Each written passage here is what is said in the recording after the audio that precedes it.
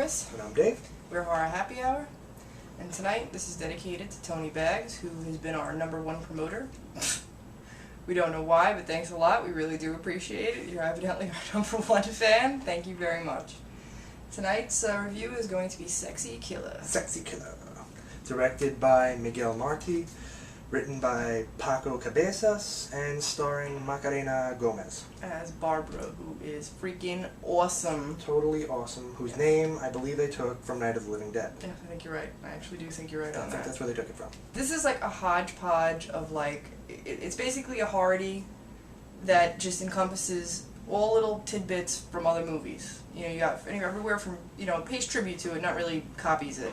It's got lines and gags and costumes from everything. Everything. You name it, it's in there. Texas Chainsaw Massacre. Serial Mom. Scream. Crocodile Dundee. Yeah. Just, seriously. Reanimator. American Psycho.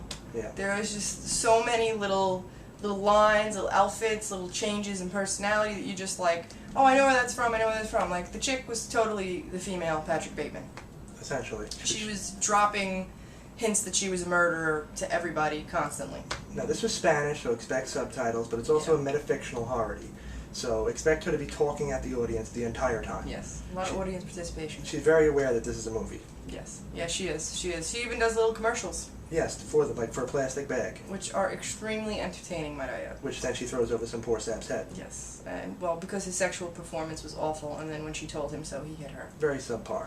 Yeah, subpar. Subpar. We'll give him that. We'll say it was subpar. We'll say it's subpar. We won't say awful, but if you see it and shit like that, it's a joke. Yeah. Total joke. He had no idea what he was doing. No clue. So she's a college student, and she's going to college for acting and human anatomy. Because you can't be an effective serial killer without knowing human anatomy. Mm-hmm. And she's basically going around just killing people, just for no reason and whatnot. And she says at one point, do you ask Jason why he kills people? You don't ask a killer why they kill people. They kill people. They just kill people. That's what they do. Yeah, that's her reasoning. Yeah. She says, basically at one point she says, why ask why? Why ask why not? Yeah, exactly. Which, halfway through, toward the end of this movie, I don't know if anybody's ever familiar with the frog and the scorpion story, but this movie really plays a lot on that, which I thought was kind of cool, because it's one of those really neat little, what would be the word for that? Fable? Fable.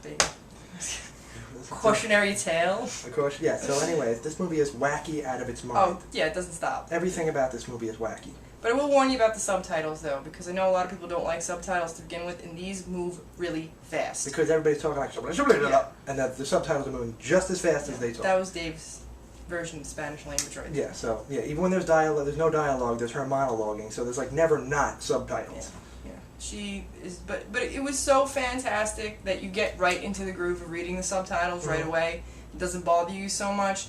We happen to be really big fans of foreign horror also, so for us it's, I guess, easier for us to catch on to the subtitles. It doesn't bother us. We don't even notice them half the time. But don't let that dissuade you from watching this, because it was fantastic. All the characters were wacky. All the deaths were wacky. Yeah, there wasn't a non-wacky thing about this. Yeah. It had it had these stereotypical love story. Mm-hmm. It became a zombie movie. 20 minutes from the end. Yeah. Becomes the Reanimator and whatnot. And it wasn't like they copped out on the zombie effects either. No, they really didn't cop out on anything. Nothing was movie. copped out on. The scenery was beautiful. The actors knew what the hell they were doing, which is really kind of strange considering everything that was going on in this movie. Everybody knew what they were doing. Everybody was a good actor, a good actress. The scenery was beautiful. It was fun.